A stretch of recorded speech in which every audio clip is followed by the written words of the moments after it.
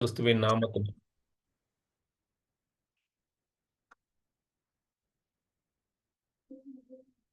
ஆண்டவராகிய இயேசு கிறிஸ்துவின் நாமத்தினால இந்த அருமையான நாளின் இந்த இரவு நேரத்துல இப்படிப்பட்ட ஒரு தருணத்தை தந்த தேவாதி தேவனுக்கு நன்றிகளையும் வாழ்த்துதலையும் அவர் ஒருவருக்கே நான் செலுத்துகிறேன்.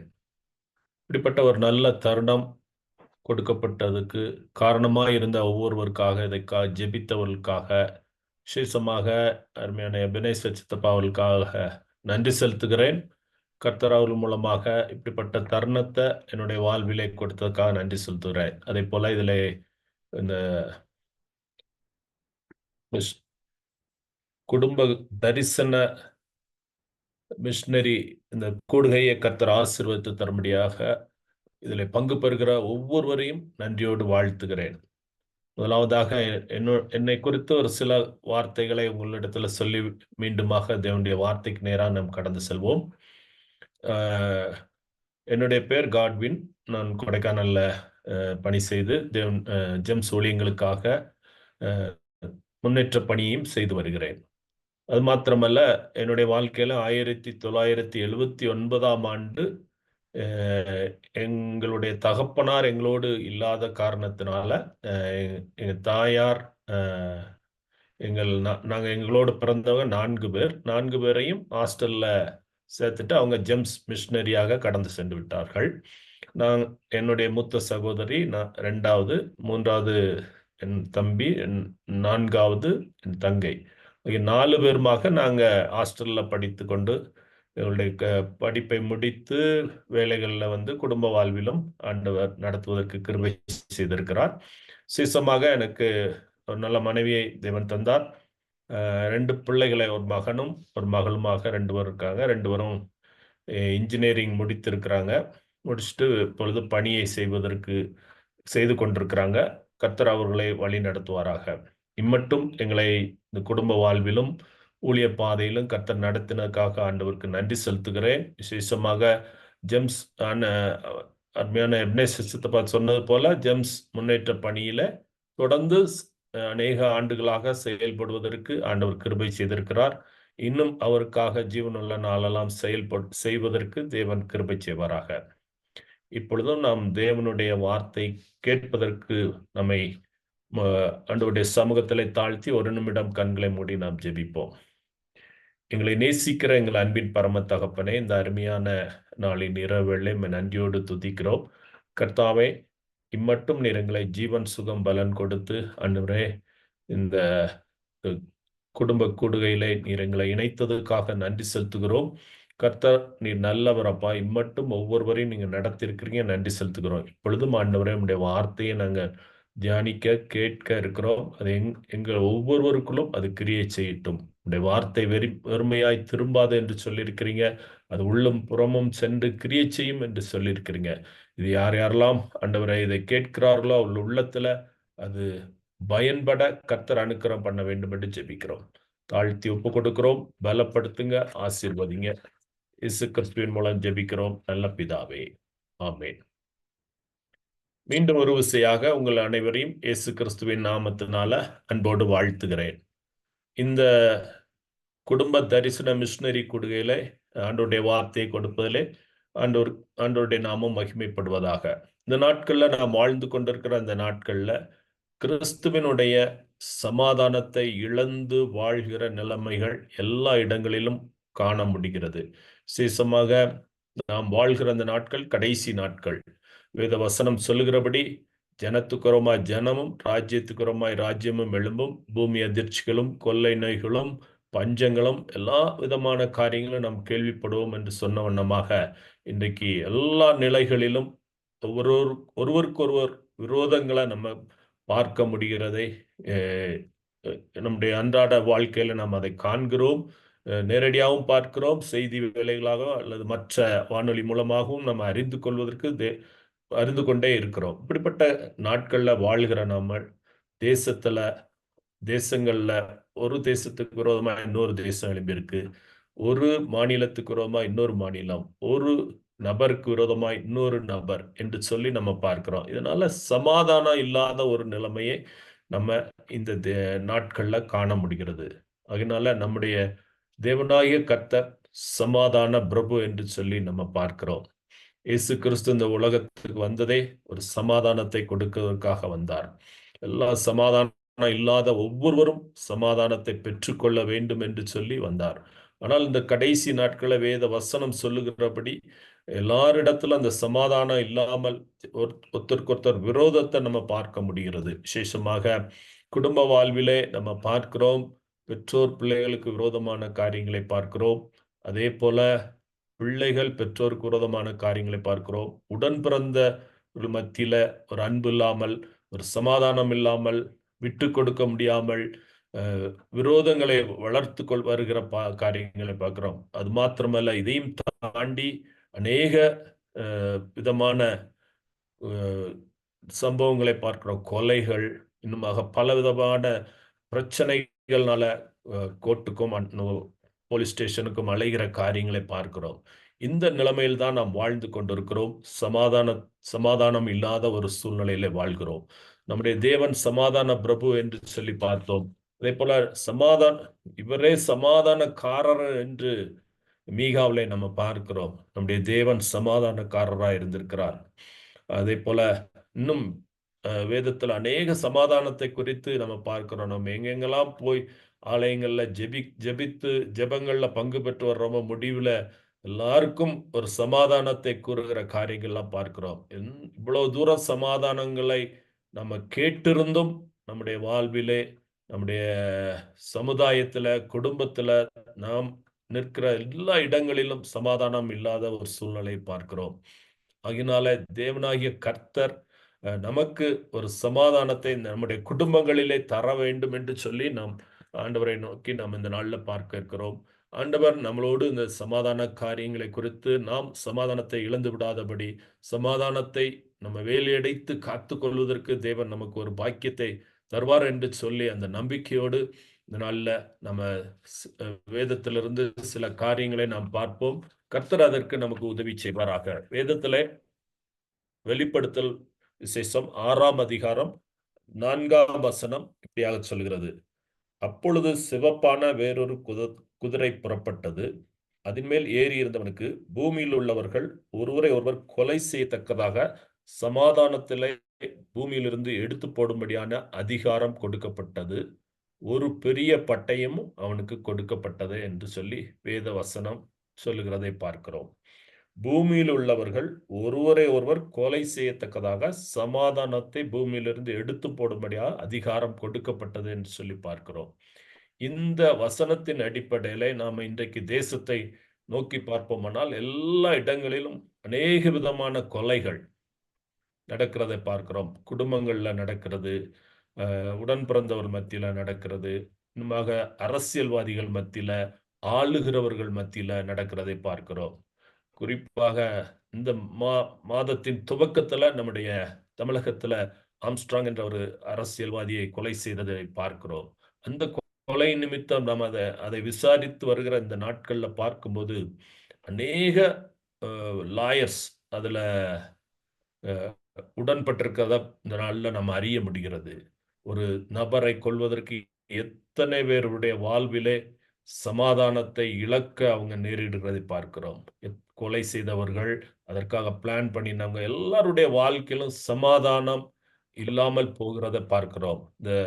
இங்கே சொல்லப்பட்ட போல அந்த அந்த பூமியில் உள்ளவர்கள் ஒருவர் கொலை செய்யத்தக்கதாக சமாதானத்தை பூமியில் எடுத்து போடும் அதிகாரம் கொடுக்கப்பட்டிருக்கு. ஆகையினால இப்படிப்பட்ட அந்த சூழ்நிலையை நம்ம மாற்ற வேண்டுமானால் நாம் தேவனாய கர்த்தரை இன்னும் நெருங்கி ஜீவிக்க வேண்டும். அவரிடத்துல நம்முடைய ஜெபங்களையும் விண்ணப்பங்களையும் அதிகமாய் செலுத்த வேண்டும். நம்முடைய குடும்பங்களுக்காக, நம்முடைய பிள்ளைகளுக்காக, நம் வாழ்கிற இந்த பகுதிகளுக்காக, நம்முடைய மாவட்டங்களுக்காக, மாநிலங்களுக்காக, தேசத்துக்காக ஜெபிக்க வேண்டும். எல்லா இடங்களிலும் இதே சூழ்நிலை. நம்முடைய இந்திய தேசம் மாத்திரமல்ல, உலகம் முழுவதும் இதே நிலைமைகள் ஏற்படுகிறது. அதே போல திருமணமான பிள்ளைகள் மத்தியில அநேக பேர் மத்தியில சமாதானம் இல்லாமல் கணவன் மனைவிக்குள்ள பிரச்சனைகளை பார்க்கிறோம். அநேக டைவர்ஸ் கேஸ்கள் இன்றைக்கு கோர்ட்ல இருக்கிறதை பார்க்கிறோம். குறிப்பாக கிறிஸ்தவர்கள் அதிகமாக இப்படிப்பட்ட சூழ்நிலைகள இருக்கிறதை நம்ம பார்க்க முடிகிறது. ஆகையினால இந்த வசனத்தின் அடிப்படையிலே நம்முடைய வாழ்க்கையில எந்த விதத்திலும் சமாதானம் குறைந்து விடாதபடி நம்ம காத்துக்கொள்ள வேண்டும் என்று சொல்லி ஆண்டவர் விரும்புகிறார். இந்த சமாதானத்தை குறைப்பதற்காக, அதை மாற்றுவதற்காக அநேக விதமான சூழ்நிலைகள் நம்மை மழை பெய்யுதாம். இன்னைக்கு காலைல எல்லாம் நிறைய ஃபிளைட் கேன்சல் ஆம். நம் மத்தியில காண்கிறத பார்க்கிறோம். அதனால நாமும் நம்முடைய குடும்பமும் அந்த சமாதானம் உள்ளவர்களாக வாழ்வதற்கு தேவன் நம் கையில கொடுத்திருக்கிற அந்த சமாதானத்தை நாம் காத்துக்கொள்ளணும். நாம எவ்வளவு தூரத்துக்கு சமாதானமா இருக்க முடியுமோ இருக்க வேண்டும். நாம் மாத்திரமல்ல, நம்மோடு வாழ்கிற ஒவ்வொரு இன ஜனத்தாரையும் சமாதானம் உள்ளவர்களாக நாம் வாழச் செய்வதற்கு தேவன் கிருபை செய்ய வேண்டும். இந்த சமாதான காரியங்கள் நம்மை விட்டு எடுபடாதபடிக்கு நாம் எப்பொழுதும் ஒரு ஜாக்கிரதை உள்ளவர்களாக இருக்க வேண்டும் என்று சத்திய வேதம் நமக்கு சொல்லுகிறது. 1 தெசலோனிக்கேயர் 5ஆம் அதிகாரத்திலே நாம் அதை வாசிக்க முடியும். 1 தெசலோனிக்கேயர் 5ஆம் அதிகாரம் 1 முதல் 3 வசனங்களை வாசிக்கிறேன். சகோதரரே, இவைகள் நடக்கும் காலங்களையும் சமயங்களையும் குறித்து உங்களுக்கு எழுத வேண்டியதில்லை. இரவிலே திருடன் வருகிற விதமாய் கர்த்தருடைய நாள் வரும் என்று நீங்கள் நன்றாய் அறிந்திருக்கிறீர்கள்.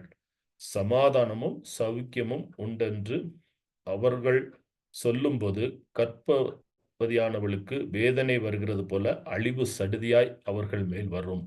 அவர்கள் தப்பி போவதில்லை என்று சொல்லப்பட்டிருக்கிறது. சமாதானமும் சௌக்கியம் உண்டு என்று நம்ம ஆண்டவராகிய இயேசு கிறிஸ்துவின் நாமத்தினால் எல்லாருக்கும் அறிவிக்கிறோம். ஆண்டவருடைய வருகை நாளிலே இந்த சமாதானத்தை நாம நிலைத்திருக்க செய்ய வேண்டும் என்று சொல்லுகிறோம். ஆனாலும் ஒரு பக்கம் சத்துரு தனக்கு கொஞ்ச காலம் உண்டு என்று சொல்லி அந்த அழிவு சடிதியாய் அவர்கள் மேல் வருவதற்குரிய வாய்ப்புகளை உருவாக்கி கொண்டே இருக்கிறான். ஆகையினால இந்த காரியங்கள்ல நாம் எச்சரிக்கையாய் இருந்து பலப்பட வேண்டியது நம்முடைய அவசியம், நம்முடைய எல்லாருடைய அவசியமாயிருக்கிறது. குறிப்பாக நம்முடைய நாம் நம்முடைய வாயின் வார்த்தைகள்ல ஜாக்கிரதையா இருக்க வேண்டியிருக்கு. நாம் நடக்கிற நடக்கைகள்ல ஜாக்கிரதையா இருக்க வேண்டும். இன்னும் செயல்படுகிற ஒவ்வொரு காரியங்களிலும் நாம ஜாக்கிரதையா இருக்க வேண்டும் என்று சொல்லி ஆண்டவர் விரும்புகிறார். நம்ம ஒவ்வொரு சூழ்நிலையிலும் ஜாக்கிரதையா இருக்கணும்னு சொல்லி முன்னேற வேண்டும். அதற்காக நம்ம பிரயாசப்பட வேண்டும் என்று ஆண்டவர் விரும்புகிறார்.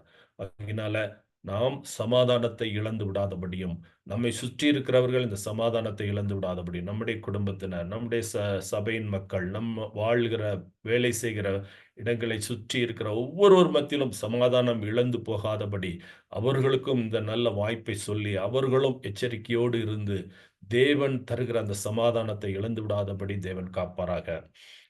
நம்ம வேதத்துல நாம் பார்க்கிறோம், ஆண்டவரை குறித்து பார்க்கும்போது ஆண்டவர் நம்மை அவருடைய சட்டைகளின் நிழலிலே வைத்து நம்மை பாதுகாக்கிறார். அது மாத்திரமல்ல, கோழி தன் குஞ்சுகளை சிறகுகளாய் வைத்து காப்பது போல நம்மை காக்கிறார்.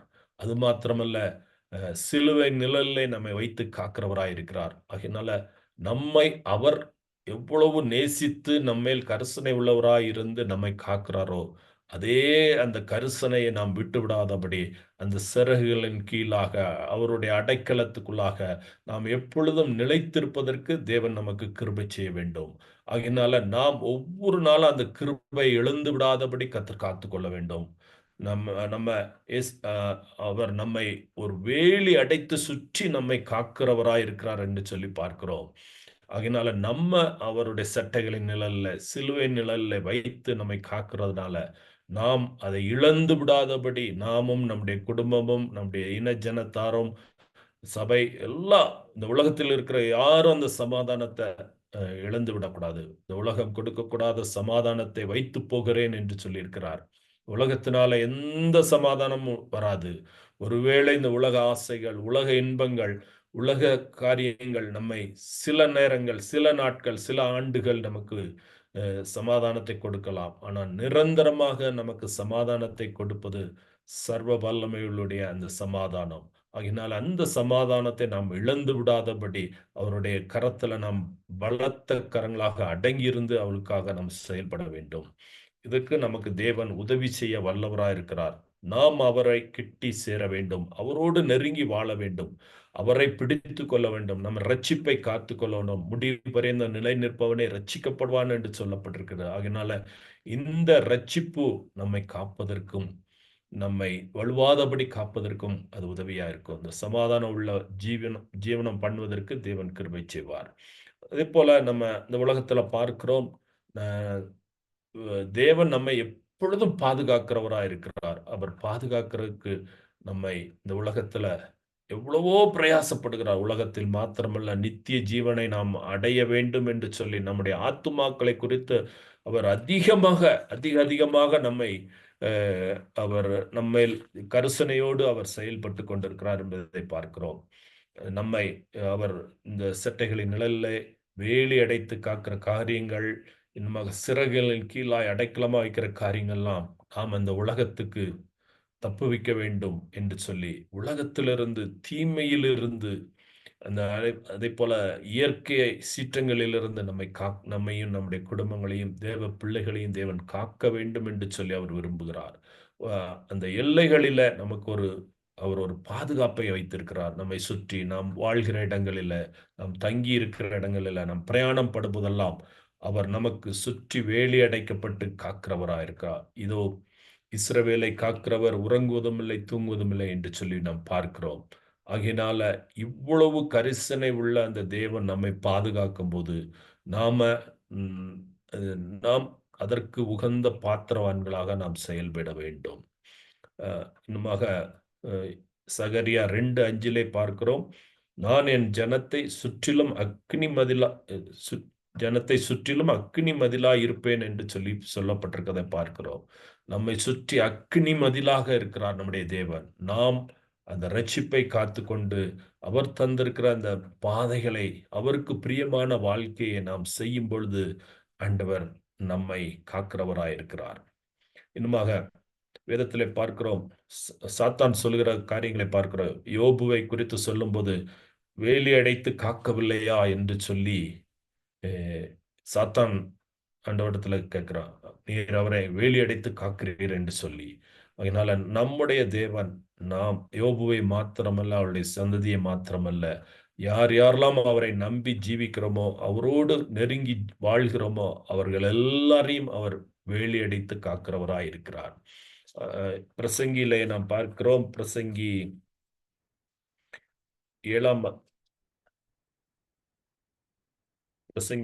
7ஆம் அதிகாரத்திலே நாம் பார்க்கிறோம், தேவன் நம்மை நல்லவர்களாக, இந்த உலக செம்மையானவர்களாக நம்மை உருவாக்கினார். நாமோ அநேக உபாய தந்திரங்களை 7:29 பார்க்கிறோம், இதோ தேவன் மனுஷனை செம்மையானவனாக உண்டாக்கினார், அவர்களோ அநேக உபாய தந்திரங்களை தேடி கொண்டார்கள், இதை மாத்திரம் கண்டேன் என்று பிரசங்கி சொல்கிறதை பார்க்கிறோம். தேவன் நம்மை நம்முடைய சாயலிலே உருவாக்கினார். அவரை போல நாம் வாழணும். அவர் பின்பற்றின எல்லா காரியங்களும் பின்பற்றி, அவர் சொன்ன முன்மாதிரியான காரியங்களை நாம் செய்து நித்திய ஜீவனை அடைய வேண்டும் என்று சொல்லி நம்மை உருவாக்கினார்.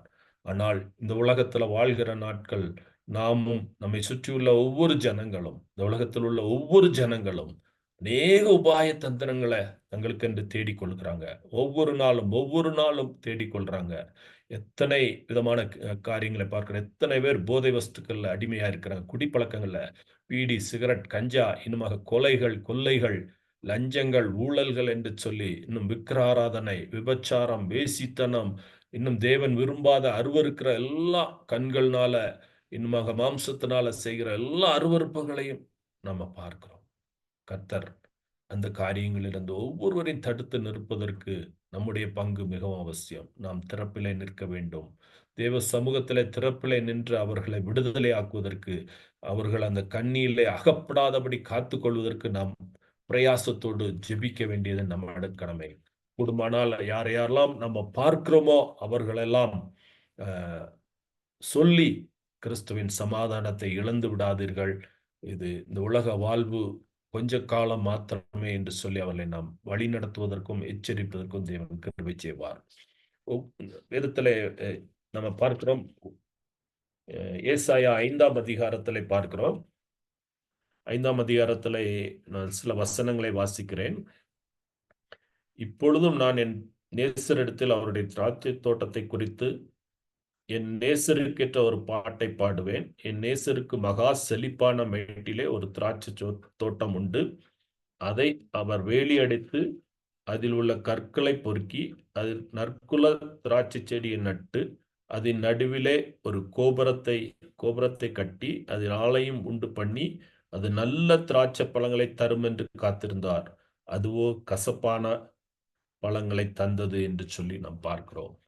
நம்மேல் தேவன் எவ்வளவு விசுவாசத்தோடு நம்பிக்கையோடு அவர் இருக்கிறார் என்பதை நம்ம இந்த நேரத்தில் அந்த வசனங்கள் மூலமாய் பார்க்க வேண்டும். நாம் கனி கொடுக்க வேண்டும், நாம் நல்லவர்களாக இந்த உலகத்துல ஜீவிக்க வேண்டும் என்று சொல்லி அவர் வேலி அடைத்து அதில் இருக்கிற கற்களை பொறுக்கி அதை சுத்தம் செய்து அதுல ஒரு எவ்வளவு தூரம் கோபுரத்தை வைத்து பாதுகாக்க வேண்டும் என்று சொல்லி நம்ம விரும்புகிறார். ஆனால் நாமோ அதுல கசப்பான கனியை கொடுக்கும்போது அது தேவனுக்கு பிரியமற்ற காரியமாய் மாறிவிடுகிறது. அதே 4ஆம் வசனத்துல கடைசியில பார்க்கிறோம், அது நல்ல திராட்சைப்பழங்களை தரும் என்று காத்திருக்க அது கசப்பான பழங்களை தந்தது என்று சொல்லி பார்க்கிறோம். அதனால இப்படிப்பட்ட இந்த காரியங்கள் தேவன் நம்மேல் வைத்திருக்கிற விருப்பத்தை நாம் நிறைவேற்றணும், நல்ல கனிகளை தரணும்னு சொல்லி அவர் விரும்புகிறார். ஆனால் நாம கசப்பான கனிகளை கொடுக்கும்போது அவர் அந்த வேலியை எடுத்து போடுவதற்கு வாய்ப்பாக இருக்கிறது. அதெல்லாம் இந்த திராட்சை தோட்டத்துக்காக அவர் பின்னாடி உள்ள வசனங்களை வாசித்து பார்ப்பீர்களானால் இனி அந்த திராட்சை தோட்டத்துக்காக அவர் செய்த காரியங்களை இனி செய்யாமல் இருக்கிறதுக்கு வாய்ப்புகள் வரும் என்று சொல்லி பார்க்கிறோம். அதே போல அந்த வேலியை எடுத்து போடுவார் என்று சொல்லி பார்க்கிறோம். அதனால நாம அந்த வேலியை எடுத்து போடுவதற்கு முன்பதாக நமக்கு கொடுத்திருக்கிற இந்த நாட்கள்ல நமக்கு அந்த கனி கொடுக்கிற அந்த வாழ்வை நாம் சரியாய் செய்வதற்கு தேவன் கிருபை செய்வாராக. ஆதாம் ஏவாளுடைய வாழ்விலே பார்க்கிறோம், அவர்களுக்கு ஒரு நல்ல ஒரு தோட்டத்தை கொடுத்து தேவனோடு உறவாடுகிற ஒரு நல்ல வாழ்வை கொடுத்திருந்தார். என்றைக்கு சத்துரு அவர்களுடைய வாழ்விலே வந்து அவர்களை பிரிக்க வேண்டும் என்று சொல்லி அந்த கனியை சாப்பிடக்கூடாது என்று சொன்ன அந்த கனியை குறித்ததான ஆசையை அவர்களுக்குள்ளாக உண்டாக்கின போது அவங்க தேவனை விட்டு மறைந்து போய் இருக்கிறதை பார்க்கிறோம். நாமும் அந்த ஆதாம் ஏவாளை போல இல்லாதபடி நாம எப்பொழுதும் தேவனுக்கு முன்பதாக நிற்பதற்கு, காலையானாலும் மாலையானாலும் இரவானாலும் எந்த நேரமான அந்தி சந்தி மத்தியான வேலையானாலும் ஆண்டவருடைய சமூகத்திலே நாம் நிற்பதற்கு தேவன் நமக்கு கிருபை செய்ய வேண்டும். அதனால தேவன் நம்மிடத்துல விரும்புகிற அந்த வாக்கியத்தை நாம் பெற்றுக்கொள்ள வேண்டும் என்று சொல்லி ஆண்டவர் விரும்புகிறார். இப்படி நம்மை நல்லவர்களாக உருவாக்கி இருக்கிறார், நல்லவர்களாக நாம் வாழ வேண்டும் என்று சொல்லி அவர் விரும்புகிறார். ஆகினால் அந்த நல்லவர்கள் செய்கிற ஒவ்வொரு காரியங்களையும் நம்ம கடைபிடித்து கிறிஸ்து நம்மேல் விரும்புகிற அந்த கனிவுள்ள ஜீவியத்தை நாம் அவருக்காக செய்யும் பொழுது மாத்திரமே நாம் நித்திய ஜீவனை அடைய முடியும் என்பதை நாம் இந்த வேத வசனங்கள் மூலமாக நம்ம பார்க்கிறோம். அதனால கனி இல்லாத வாழ்வு இந்த நாட்கள் அதிகமா இருக்கிறது. அநேகருடைய வாழ்வில கனி கொடுக்க முடியாத வாழ்வு பார்க்கிறோம். இந்த நாட்கள்ல குடும்பங்கள்ல நம்ம பார்க்கிறோம், இந்த நாட்கள் உள்ள பிள்ளைகள் வேதத்தை வாசிப்பதில்லை, ஜெபிப்பதில்லை, குடும்ப ஜெபம் இல்லை, இன்னமாக ஆலயத்துக்கு செல்லுகிறது ஒரு அலட்சியமாக அல்லது போகல என்று சாதாரணமாக சொல்கிற காரியங்களும் பார்க்கிறோம். இவைகளெல்லாம் தேவன் நமக்கு கொடுக்கிற நல்ல கட்டளை. இவைகளெல்லாம் நாம் செய்யும்போது மாத்திரமே அவர் இந்த உலகத்தின் காரியங்களிலிருந்து நம்மை விடுதலையாக்குவதற்கு வல்லவராயிருக்கிறார். அநேக குடும்பங்களில் பார்க்கிறோம். கடந்த 2 நாட்கள் முன்பதாக கொடைக்கானலில் ஒரு சகோதரரை குறித்து அறியும் போது தன்னுடைய மகனுக்காக ஒரு நல்ல கல்லூரியிலே அவனை சேர்க்க வேண்டும் சொல்லி எல்லா ஃபீஸையும் கட்டிட்டு வந்துட்டார். கட்டிட்டு வந்தா மகன் போக மாட்டேங்கிறான். அவனை வற்புறுத்தி நிமித்தம் அந்த தகப்பனாருக்கு அந்த தன்னுடைய தகப்பனாருடைய வாழ்விலே வியாதிகள், பிரஷர் அதிகமாகிற காரியங்களை உண்டாகிறதை பார்க்கிறோம். இப்படிப்பட்ட அநேக விதமான காரியங்கள் குடும்பங்கள்ல உண்டாகிறது. அவங்களுக்கு நல்லதை செய்யணும்னு நினைக்கிறாங்க, ஆனா பிள்ளைங்க அதை ஏற்றுக்கொள்ள முடியவில்லை. இப்படி அநேக காரியங்களை பார்க்கிறோம். இது ஒவ்வொரு சூழ்நிலைகளிலும் பார்க்கிறோம். இது நான் தெரிந்ததை ஒன்று சொல்லுகிறேன், அநேக பேருக்கு அநேக காரியங்கள் தெரியும். கர்த்தர் இப்படிப்பட்ட இந்த காரியங்களிலிருந்து ஒவ்வொருவரையும் விடுதலையாக்கி அவர்களை சரியான பாதையில கனிவுள்ளவர்களாக, தேவனுக்கு பிரியமானவர்களாக வாழ்வதற்கு ஆண்டவர் கிருபை செய்வாராக. இப்படிப்பட்ட நன்மையை நாம் பெற்றுக்கொள்வதற்கு தேவன் நமக்கு உதவி செய்வார். இந்த தேவன் நமக்கு வேலி அடைத்து காக்கிற அந்த காரியங்கள்ல நாம அதை சரியாக பயன்படுத்த வேண்டும் என்று சொல்லி ஆண்டவர் விரும்புகிறார். நம்மேல ஒரு தேவன் நமக்கு ஒரு பாதுகாப்பை கொடுப்பது அவருடைய மிகப்பெரிய கரிசனையாயிருக்கிறது. யார் யாரெல்லாம் அவருடைய சொந்த இரத்தத்தினால் தங்களுடைய பாவங்களை கழுவி ரட்சிக்கப்பட்டு பரிசுத்தமாயும் உண்மையுள்ளவர்களாகவும் நீதி செய்கிறவர்களாயும் யார் யாரெல்லாம் வாழ்கிறார்களோ அவர்கள் மேல் தேவன் வைத்திருக்கிற அந்த பாதுகாப்பை நாம இழந்து விடக்கூடாது. எந்த விதத்திலும் இழந்து விடக்கூடாது. அவர் வைத்திருக்கிற அந்த சமாதானத்தை நம்ம எந்த விதத்திலும் சமாதானம் அற்றவர்களாய் நாம் போய்விடக்கூடாது என்பதுல ஆண்டவராகிய இயேசு கிறிஸ்து நம்மேல் கரிசனை உள்ளவராய் இருக்கிறார் என்பதை நம்ம பார்க்கிறோம். இரண்டு காரியங்களை இதை நிமித்தம் நாம் பார்க்கலாம். இந்த சமாதானத்தை இழந்து விடாதபடி நாமும் நம்முடைய குடும்பமும் நம்முடைய பிள்ளைகளும் நம்முடைய சமுதாயமும் சபையினரும் இந்த ரெண்டு காரியங்களை பெற்றுக்கொள்வதற்கு சமாதானத்தை பாதுகாத்துக் கொள்வதற்கு உதவியா இருக்கும் சொல்லி நான் நம்புகிறேன். விசேஷமாக நீதிமொழிகள் 2ஆம் அதிகாரம் 11வது வசனத்தை வாசிக்கும் போது நீதிமொழிகள் 2ஆம் அதிகாரம் 11வது வசனம், நல் யோசனை உன்னை காப்பாற்றும், புத்தி உன்னை பாதுகாக்கும் என்று சொல்லப்பட்டிருக்கிறது. நல் யோசனை உன்னை காப்பாற்றும், புத்தி உன்னை பாதுகாக்கும் என்று சொல்லி பார்க்கிறோம். இந்த அருமையான இந்த வசனத்தை நம்ம பார்க்கும்போது நல் ஆலோசனை என்று எடுத்துக்கொள்ளலாம், புத்தியை புத்திமதி என்று எடுத்துக்கொள்ளலாம். இந்த புத்திமதியும் நல் ஆலோசனையும் நமக்கு கிடைக்கும் போது நம்முடைய சமாதான குறைவை நாம் பாதுகாத்து கொள்ள வேண்டும், பாதுகாத்து கொள்ள முடியும் என்று சொல்லி நாம் விசுவாசிக்க வேண்டும். விசேஷமாக அநேகருடைய ஆலோசனைகளை நம்ம கேட்கிறவர்களா இருக்க வேண்டும். இன்றைக்கு சமுதாயத்துல ஆலோசனைகளை கேட்பதற்கு யாரும் செவி சாய்ப்பதில்லை. குடும்பங்கள்ல ஆலோசனை சொல்றாங்க, இன்னும் பெரியவங்க ஆலோசனை சொல்றாங்க, சபையில ஊழியக்காரர்கள், போதகர்கள் நல்ல ஆலோசனைகளை நமக்கு வேதத்தின் அடிப்படையில கற்றுக்கொள்கிறாங்க. அந்த உலக நடைமுறை வாழ்க்கையில இப்படிப்பட்ட காரியங்களை செய்ய வேண்டும் என்று சொல்லி அவங்க சொல்றாங்க. ஆனால் இதை செவி சாய்த்து கேட்பதற்கு நம்முடைய மனம், குறிப்பாக இந்த நாளில் உள்ள இளம் சந்ததியினர் அதை செய்வதற்கு வாஞ்சிப்பதில்லை, அதை ஏற்றுக்கொள்ள முடியாதவர்களாக இருக்கிறார்கள் என்பதை நம்ம பார்க்கிறோம். ஆகினால இந்த நல் ஆலோசனைகளை நாம பெற்றுக்கொள்ளும் போது, ஏற்றுக்கொள்ளும் போது இந்த சமாதானத்தை நம்ம காத்து கொள்ள முடியும். நம்ம அந்த சமாதானம் பெரிய காரியங்களை நமக்கு உண்டாக்கும். சமாதானம் இல்லாத வாழ்வு பெரிய அழிவை உண்டாக்குறது. அதனால அந்த சமாதானத்தை நம்ம பெற்றுக்கொள்வதற்கு நம்ம முயற்சிக்க வேண்டும். அநேக விதமான அவமானங்கள், பிரச்சனைகள் வராமல் இருப்பதற்கு தேவன் தருகிற நல் ஆலோசனைகளை நம்ம கடைபிடிக்க வேண்டும். அதற்கு தான் ஒவ்வொரு நாளும் வேதத்தை வாசிங்க, ஜெபிங்க என்று சொல்றோம். வேதத்தை வாசிக்கும் போது தேவ வசனம் ஆண்டவர் மூலமாக நம்மோடு பேசுகிறது.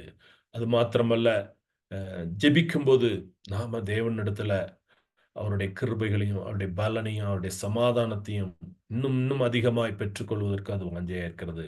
அதனால நம்மளுடைய குடும்பங்களில் உள்ள பிள்ளைகள் இந்த நாட்கள்ல கேட்க முடியாமல் இருக்கிற அந்த ஆலோசனைகளையும் புத்திமதிகளையும் அவர்கள் கேட்பதற்கு ஆண்டவர் கிருபை செய்ய வேண்டும் என்று சொல்லி நம்முடைய ஜெபங்கள்ல அதிகமாய் நம்ம அதை செய்ய வேண்டியது கடமையா இருக்கிறது. மக நீதிமொழிகளில் இந்த அநேக காரியங்களை நம்ம இதுல பார்க்க முடியும். புத்திமதியை குறித்து சொல்லப்படுகிற அநேக காரியங்கள் நீதிமொழிகள் 4:13 நாம் பார்க்கிறோம். புத்திமதியை உறுதியாய் பற்றிக்கொள், அதை விட்டுவிடாதே, அதை காத்துக்கொள், அதுவே உனக்கு ஜீவன் என்று சொல்லப்பட்டிருக்கிறது. புத்திமதியை உறுதியாய் பெற்றுக்கொள்ளும்போது, அதை காத்துக்கொள்ளும்போது அது ஜீவனை நமக்கு தருகிறது. அதனால் பலருடைய அந்த புத்திமதிகளை கேட்பதற்கு நமக்கு செவிகள் எப்பொழுதும் ஆயத்தம் உள்ளதாக இருக்க வேண்டும் என்று சொல்லி வேத வசனம் நமக்கு சொல்லுகிறது. இன்னுமாக நீதிமொழிகள் 10:17 பார்க்கிறோம். புத்திமதியை காத்து கொள்ளுகிறவன் ஜீவ வழியில் இருக்கிறான் என்று சொல்லப்பட்டிருக்கிறது. நாம ஒருவேளை அந்த வேறு விதமான வழியிலே, இந்த உலக வழியிலே இருப்போமானால் அந்த ஜீவ வழியை நாம் விட்டுவிட்டோம் என்று சொல்லிதான் கூற முடியும். அதனால அந்த புத்திமதிகளை காத்து கொண்டு யாரெல்லாம் நமக்கு ஆலோசனை சொல்றாங்களோ அவருடைய அந்த புத்திமதிகளை நம்ம கேட்டு அதன்படி வாழ்வதற்கு தேவன் நமக்கு கிருபை செய்ய வேண்டும். அது மாத்திரமல்ல, நீதிமொழி 12:1 பார்க்கிறோம், புத்திமதியை விரும்புகிறவன் அறிவை விரும்புகிறான் என்று சொல்லி பார்க்கிறோம். புத்திமதியை விரும்புகிறான், அறிவை விரும்புகிறான் என்று சொல்லி பார்க்கிறோம். அது மாத்திரமல்ல, 13ஆம் அதிகாரம் 18ஆம் வசனத்துல, புத்திமதியை தள்ளுகிறவன் தரித்திரத்தையும் இலச்சையும் அடைவான் என்று சொல்லி பார்க்கிறோம். தரித்திரத்தையும் இலச்சையும் அடைவான் யாருன்னா புத்திமதியை தள்ளி விடுகிறவன். அநேகவர் இன்றைக்கு தரித்திரத்துல இலச்சையான காரியங்கள்ல நிற்கிறத அநேகருடைய வாழ்வுல நாம் அதை பார்க்கிறோம். அவர்களுக்கு புத்திமதி சொல்லப்படுகிறது வேத வசனங்கள் மூலமாக, தேவ பிள்ளைகள் மூலமாக, பெரியோர் மூலமாக சொல்லப்படுறது. ஆனால் அதை ஏற்றுக்கொள்ள முடியாதனால அநேகர் இந்த தரித்திர நிலைமையை அடைகிறாங்கன்னு சொல்லி பார்க்கிறோம். அது மாத்திரமல்ல, வழியை விட்டு விலகிறவனுக்கு புத்திமதி விசனமாய் இருக்கும் என்று சொல்லி, இன்னைக்கு எத்தனை பிள்ளைங்க, வாலிப பிள்ளைங்க தேவனை விட்டு தூரம் போறாங்க, வழி விலகி போறாங்க, பாவத்துல, சாபத்துல, அக்கிரமத்துல போய் மூழ்கி தங்களை மாய்த்து கொள்கிறாங்க. எத்தனை தற்கொலைகள், எத்தனை விபத்துக்கள், எத்தனை மரணங்கள், எத்தனை அழிவுகளை நம்ம பார்க்கிறோம். இந்த இவைகளுக்கெல்லாம் அந்த வழி விலகி போகிற காரியங்களிலிருந்து தேவன் அவர்களை விடுதலையாக்க வேண்டும். அதற்கு அவள் புத்திமதியை ஏற்றுக்கொள்ளக்கூடியவர்களாய் மாற வேண்டும். புத்திமதியை தள்ளிவிடுகிறான், தன் ஆத்மாவை வெறுக்கிறான் என்று சொல்லப்பட்டிருக்கிறது. நம்முடைய ஆத்மா விலையேற பெற்றது என்று வேத வசனம் சொல்கிறது. நம்முடைய சரீரத்தை காட்டிலும் அந்த ஆத்மா விலையேற பெற்றது. அந்த ஆத்மாவுக்காக நாம் வாழ வேண்டும், அந்த ஆத்மா நம்மை காக்க வேண்டும் என்று சொல்லி தேவன் விரும்புகிறார். அதனால இந்த புத்திமதியை நாம் வெறுக்காதபடி அதை ஏற்றுக்கொண்டு நடப்பதற்கு நம்மையும் நம்முடைய குடும்பத்தின் பிள்ளைகளையும் இந்த நாட்கள்ல வாழ்கிற எல்லா வாலிப பிள்ளைகளையும் சகோதர சகோதரிகளையும் தேவன் காக்க வேண்டும். புத்திமதிகளை விட்டு விடாதபடி, புத்திமதிகளை ஏற்றுக்கொள்ளாமல் இருந்து விடாதபடி தேவன் அவர்களை அழிவிலிருந்து காப்பதற்கு தேவன் கிருபை செய்ய வேண்டும். அதனால நம்முடைய தேவன் நம்மேல் ஒரு கரிசனையோடு அந்த புத்திமதியாகிய அந்த வேலியை ஒவ்வொருவரும் பெற்றுக்கொள்ள வேலிக்குள்ளாக அந்த புத்திமதியும் அந்த ஆலோசனையின் மூலமாக வருகிற காரியங்கள்ல எல்லாரும் அடங்கி இருக்கணும்னு சொல்லி அவர் விரும்புகிறார். அதனால நம்முடைய புத்திமதியை நாம காத்து கொள்வதற்கு தேவன் நமக்கு உதவி செய்வாராக. இரண்டாவதாக, யோபு 1ஆம் அதிகாரம் 10ஆம் வசனத்திலே நாம் வாசிக்கிறோம். யோபு 1ஆம் அதிகாரம் 10ஆம் வசனத்துல, நீர் அவனையும் அவன் வீட்டையும் அவனுக்கு உண்டான எல்லாவற்றையும் சுற்றி வேலி அடைக்கவில்லையோ? அவன் கைகளின் கிரியையை ஆசீர்வதித்தீர், அவனுடைய சம்பத்து தேசத்தில் பெருகிற்று என்று யோபுவை குறித்து சாத்தான் சொல்கிற காரியங்களை பார்க்கிறோம்.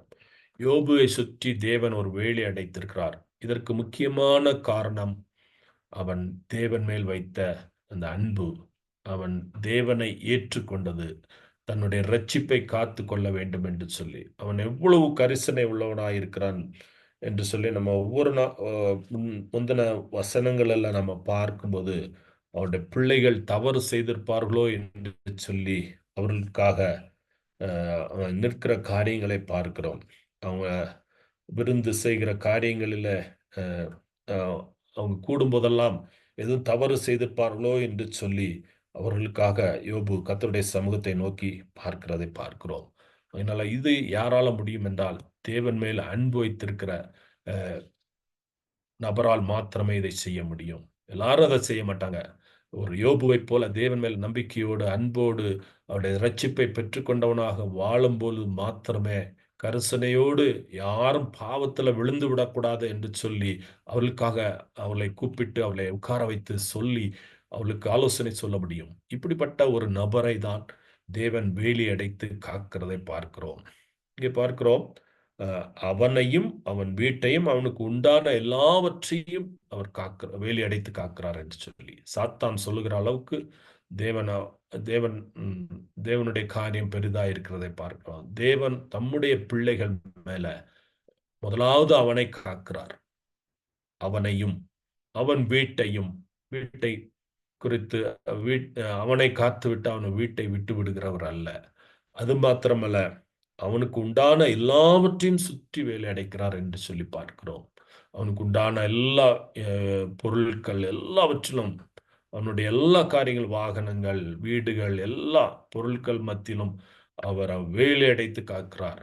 அதனால நாமும் அதை உணர முடியும். நாம் எவ்வளவு தூரம் தேவனோடு நெருங்கி ஜீவிக்கிறோமோ அந்த நேரங்கள்லாம் நாம் அதை உணர முடியும். நம்மை சுற்றி தேவனுடைய பாதுகாப்பு இருக்கிறது. அவருடைய சமூகம் எனக்கு முன்னும் பின்னுமாக வருகிறது. அவருடைய பாதுகாப்பு எப்பொழுதும் இருக்கிறது என்பதை நம்ம உணர முடியும்.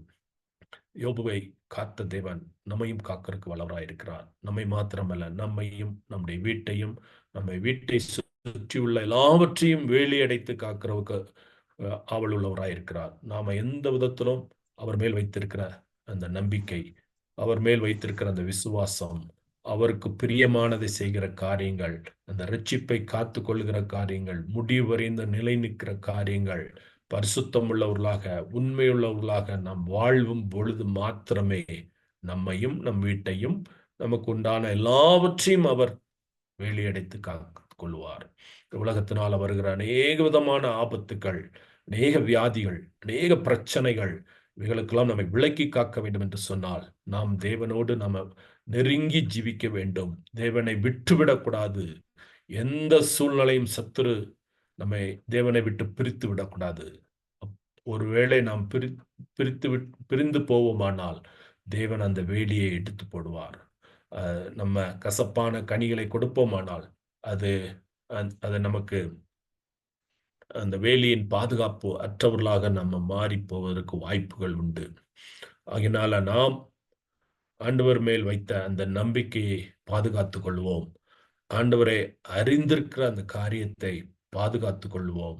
ஆண்டவரை அறிந்தவர்களுக்கு அவர் வேலியாக இருக்கிறார் என்பதை நம்ம உணர்ந்து நம்ம செயல்பட வேண்டும். சங்கீதம் 91:7 சொல்லப்பட்டிருக்கு, உன் பக்கத்தில் 1000 பேரும் உன் வலது பக்கத்தில் 10,000 பேர் விழுந்தாலும் அது உன்னை அணுகாது என்று சொல்லப்பட்டிருக்கிறது. அதனால இப்படிப்பட்ட ஒரு நல்ல வாய்ப்பை நமக்கு தந்திருக்கிறார். அதனால நாம அவரை உறுதியாய் பிடித்துக் கொள்வோம். எந்த விதத்திலும் அவரை விட்டுவிடாதபடி நம்ம காத்துக்கொள்வோம். அவர் வைத்திருக்கிற அந்த வேலியிலிருந்து நாம வெளியே போய்விடாதபடி தேவன் நமக்கு உதவி செய்வார். சங்கீதம் 125 சொல்லப்பட்டிருக்கிறது, கர்த்தர் உன்னை காக்கிறவர், கர்த்தர் உன் வலது பக்கத்திலே உனக்கு நிழலாய் இருக்கிறார் என்று சொல்லி நம்முடைய தேவன் நம்மை காக்கிறார். நம்முடைய வலது பக்கத்துல நிழலாய் இருக்கிறார். எப்பொழுதும் நம்மோடு இருக்கிறார். நாம விழுந்து விடக்கூடாது, தவறி விடக்கூடாது, பின்மாறி போய்விடக்கூடாது என்று சொல்லி அவர் நம்மோடு இருக்கிறார். அவருடைய கரம் நம்மை பிடித்து வழி நடத்துகிறது. அவர் வலது பக்கத்துல நின்று நம்மை நடத்துகிறார். இதை நாம் சுகந்தரித்துக் கொள்வோம். கர்த்தர் அதற்குரிய நன்மைகளை நம்முடைய ஒவ்வொருவருடைய வாழ்விலும் தருவாராக. லூக்கா 19ஆம் அதிகாரத்துல சொல்லப்பட்டிருக்கிற வார்த்தைகளை நாம் நினைவு கூறுவோம். இயேசு கிறிஸ்து அந்த பவனியாக வந்து கொண்டிருக்கும் போது அவர் சொல்லுகிற இந்த காரியங்களிலே லூக்கா 19:42 முதல் 44 வரை உள்ள வசனங்களை இங்க பார்க்கிறோம். உனக்கு கிடைத்த இந்த நாளிலும் உன் சமாதானுக்கு ஏற்றவைகளை நீ அறிந்திருந்தாயானால் நலமாயிருக்கும். இப்பொழுதோ அவைகள் உன் கண்களுக்கு மறைவாயிருக்கிறது. உன்னை சந்திக்கும் காலத்தை நீ அறியாமல் போனபடியால் உன் சத்துருக்கள் உன்னை சூழ மதில் போட்டு உன்னை வளைத்து கொண்டு எப்பக்கத்திலும் உன்னை நெருக்கி உன்னையும் உன்னில் உள்ள உன் பிள்ளைகளையும் தரையாக்கி போட்டு உன்னிடத்தில் ஒரு கல்லின் மேல் ஒரு கல்லில் இராதபடி செய்யும் நாட்கள் உனக்கு வரும் என்று சொல்லுகிற அந்த காரியத்தை பார்க்கிறோம். அநேக நேரங்கள்ல நமக்கு கிடைத்திருக்கிற அந்த வாய்ப்புகளை நம்ம தவற விட்டுகிறோம். சமாதானத்துக்கு ஏற்ற பாதைகள், சமாதானத்துக்கு ஏற்ற வழிகள், சமாதானத்துக்கு ஏற்ற பேச்சு நடக்கைகள் நமக்கு முன்பதாக இருக்கிறது. அவைகளை நாம் அல்லல் தட்டி போகும்போது யோபுவனுடைய வாழ்க்கையில யோபுவையும் அவன் வீட்டையும் அவனுக்கு உண்டான எல்லாவற்றையும் வேலையடைத்து காத்ததை பார்க்கிறோம். ஆனா இங்க பார்க்கிறோம், இந்த 44ஆம் வசனம், உன்னையும் உன்னில் உள்ள உன் பிள்ளைகளையும் தரையாக்கி போட்டு உன்னிடத்தில் ஒரு கல்லின் மேல் ஒரு கல் இல்லாதபடி செய்யும் நாட்கள் உனக்கு வரும் என்று சொல்கிற காரியங்களை பார்க்கிறோம். இந்த சமாதானத்துக்கு ஏற்ற காரியங்களை நாம செய்யாமல் விட்டு விடுவோமானால் நம்மையும் நம்ம ஒவ்வொருவரையும் நம்மளுடைய பிள்ளைகளையும் நம்மிடத்தில் உள்ள எந்த காரியமும் ஒன்று மேல் ஒன்று இல்லாதபடி செய்யக்கூடிய நாட்கள் வரும் என்று ஆண்டவர் எச்சரிக்கிறார்.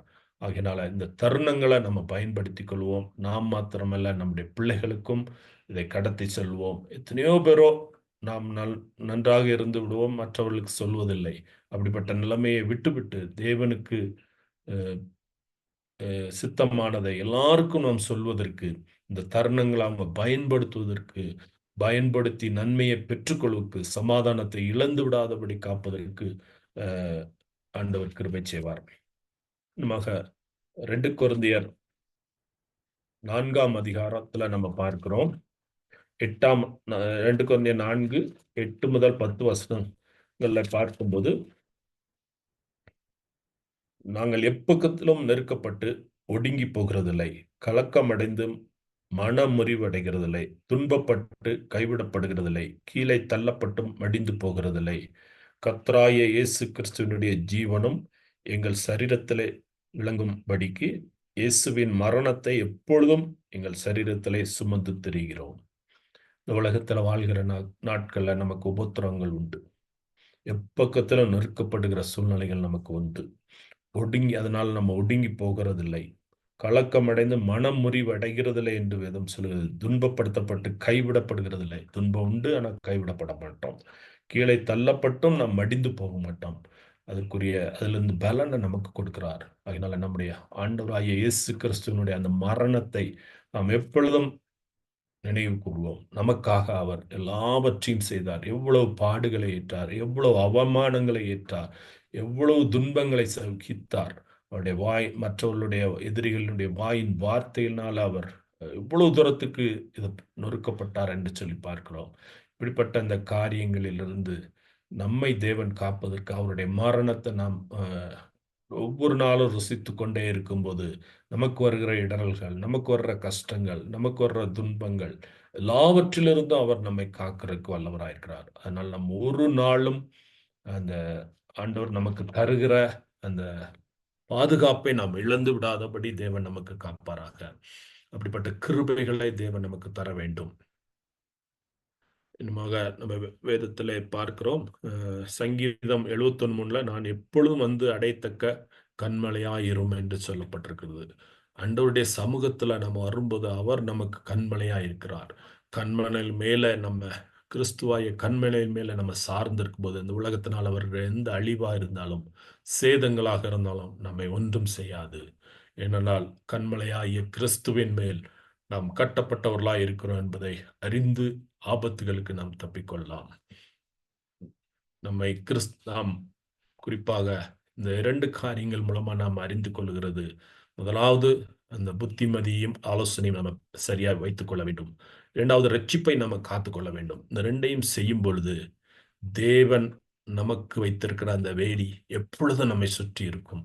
அதனால் நாம் எந்த விதத்திலும் பாதிக்கப்பட மாட்டோம். பாதிக்கப்படாத இருப்பதற்கு நாம் தேவனோடு இருக்கிற அந்த நல்ல ஐக்கியத்தை நாம் காத்துக்கொள்ள வேண்டும். அப்படிப்பட்ட கிருபைகளை தேவன் நமக்கு தரணும்.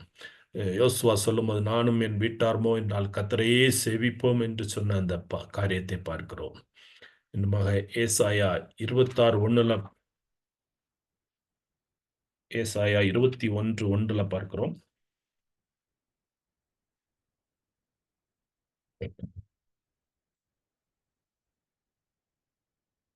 காலத்திலே யூதா தேசத்திலே பாடப்படும் பாட்டாவது, பலனான நகரம் நமக்கு உண்டு, ரட்சிப்பையே அதற்கு மதிலும் அரணமாக ஏற்படுத்துவார்.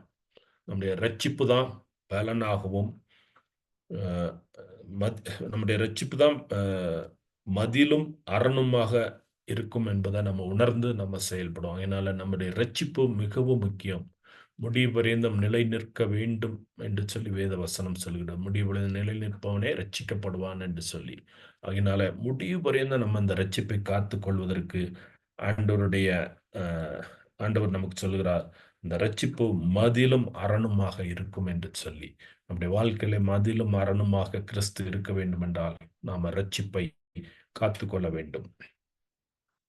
நம்முடைய வாழ்வுக்கு இந்த ரட்சிப்பு தான் ஒரு வேலி, ஒரு அரண் என்று சொல்லப்பட்டிருக்கிறது. அரண் என்பது யாரும் அந்த அரணை மீறி உள்ள போக முடியாது. ஒருவேளை வேலி இருக்குமானால் அதை எந்த விதத்திலாவது உள்ளே போவதற்கு வாய்ப்புகள் உண்டு. அரண் என்பது யாரும் உள்ள நெருங்க முடியாத ஒரு சூழ்நிலையை உண்டாக்குற காரியம் என்பதை நாம் அறிந்து கொள்ள வேண்டும். அதனால அந்த அரணை, அந்த மதில தேவன் நமக்கு தந்திருக்கிறார் ரட்சிப்பை. அதை நம்ம காத்துக்கொள்வோம். நாம் மாத்திரமல்ல, நம்முடைய குடும்பமும் நம்முடைய குடும்பமும் காக்கப்பட வேண்டும். நம்முடைய குடும்பத்தில் உள்ள ஒவ்வொருவரும் அந்த ரட்சிப்பை காத்துக்கொள்ள வேண்டும். அப்படிப்பட்ட காரியங்களை நாம் செய்யும் பொழுது தேவன் நமக்கு வேண்டிய எல்லா கிருபைகளையும் தருவார். இந்த வேதத்திலே நம்ம பார்க்கிறோம், இஸ்ரவேல் மக்கள் எகிப்திலிருந்து வெளியே வரும்போது அவர்களுக்கு ஏற்பட்ட எல்லா சூழ்நிலைகளையும் அறிந்திருக்கிறாங்க. பார்வோன் அவர்களை இருதயம் கடினப்பட்டதுனால அவர் மத்தியில செய்யப்பட்ட 10 விதமான வாதைகளின் நிமித்தமும் அவர்களை விடாமல் தடுத்து நிறுத்ததை பார்க்கிறோம். கடைசியில விடுகிறதை பார்க்கிறோம். இந்த 10 விதமான வாதைகள் வரும்போதும் தேவன் ஒரு வித்தியாசத்தை காண்பித்தார். நம்முடைய பிள்ளைகளுக்கும் மற்றவர்களுக்கும் உள்ள ஒரு வித்தியாசத்தை அந்த இடத்துல காண்பித்தார். ஆகினால நாம தேவனுக்கு உகந்த இஸ்ரவேலின் பிள்ளைகளாக, தேவனுடைய பிள்ளைகளாக, அந்த சமாதானத்தை இழந்து விடாத பிள்ளைகளாக நாம் இருக்கும்போது, ரட்சிப்பை காத்துக் கொள்ளும்போது, இந்த உலகத்துல நடக்கிற ஒவ்வொரு சம்பவங்களிலும், நாம் சந்திக்கிற எல்லா நிலைகளிலும் தேவன் நமக்கு ஒரு வித்தியாசத்தை கொடுப்பதற்கு வல்லவராயிருக்கிறார். ஆகினால நாம் வித்தியாசத்தை அவர் பண்ணும்போது அதற்கு உரியவர்களாக நாம் இருக்க வேண்டும் என்று சொல்லி ஆண்டவர் விரும்புகிறார். அதை நாம் செய்வோம், கடைபிடிப்போம். தேவன் நமக்கு வைத்திருக்கிற இந்த வேலியை நாம் இழந்து விடாதபடி, இந்த சமாதானத்தை இழந்து விடாதபடி அதற்காக புத்திமதியும் ஆலோசனையும் நாம் கடைபிடிப்போம். அந்த ரட்சிப்பை இழந்து விடாதபடி காத்துக்கொள்வோம். அப்பொழுது தேவன் நம்மை வேலி அடைத்து பாதுகாத்து சமாதானத்தை காத்துக்கொள்வதற்குரிய கிருபைகளை தருவாராக. நாம் கண்களை மூடி ஜெபிக்கலாம். எங்களை நேசிக்கிற எங்கள் அன்பின் பரம தகப்பனே, இந்த அருமையான இரவு வேளையிலே, இந்த அருமையான குடும்ப தரிசன மிஷனரி கொடுகையிலே ஆண்டவரே, உடைய வார்த்தைகளை பகிர்ந்து கொள்வதற்கு கர்த்தர் உதவி செய்தீங்கப்பா. இந்த நாட்கள் அநேக விதமான குடும்பங்கள் சமாதானத்தை இழந்தவர்களாக, சமாதானம் அற்றவர்களாக வாழ்கிறதை பார்க்கிறோம் அப்பா. இந்த சமாதானத்தை காத்துக்கொள்வதற்கு தேவன் வைத்திருக்கிற அந்த வேலியை அவர்கள் பெற்றுக்கொண்டு அனுபவிக்க கர்த்தர் உதவி செய்யுங்க. அதை இழந்து விடாதபடி காத்துக்கொள்ளுங்க. அவர்களுக்கு வருகிற எல்லா ஆலோசனைகளையும், எல்லா புத்திமதிகளையும், அவர்கள் பெற்றுக்கொண்ட அந்த ரட்சிப்பையும் காத்துக்கொண்டு தேவனுடைய பாதுகாப்பை அவங்க பெற்றுக்கொண்டு நடப்பதற்கு தேவன் கிருபை செய்யுங்க. இதனால பங்கு பெற்ற ஒவ்வொருவருக்கும் கர்த்தர் இதை ஆசீர்வதித்துக் கொடுங்க. இன்னும் ஆண்டவரே, இதை கேட்கிற, இதை பார்த்த ஒவ்வொருவரும் பலன் அடைய கர்த்தர் உதவி செய்யுங்க. தாழ்த்தி ஒப்பு கொடுக்கிறோம். இயேசு கிறிஸ்துவின் மூலம் ஜெபிக்கிறோம் நல்ல பிதாவே, ஆமென். ஆமென். என் ஆத்துமாவே கர்த்தரை ஸ்தோத்திரி, என் முழு உள்ளமே அவருடைய பரிசுத்த நாமத்தை ஸ்தோத்திரி. என் ஆத்துமாவே கர்த்தரை ஸ்தோத்திரி, அவர் செய்த சகல உபகாரங்களையும் மறவாதே. ஆமென். ஆமென். கிறிஸ்டி,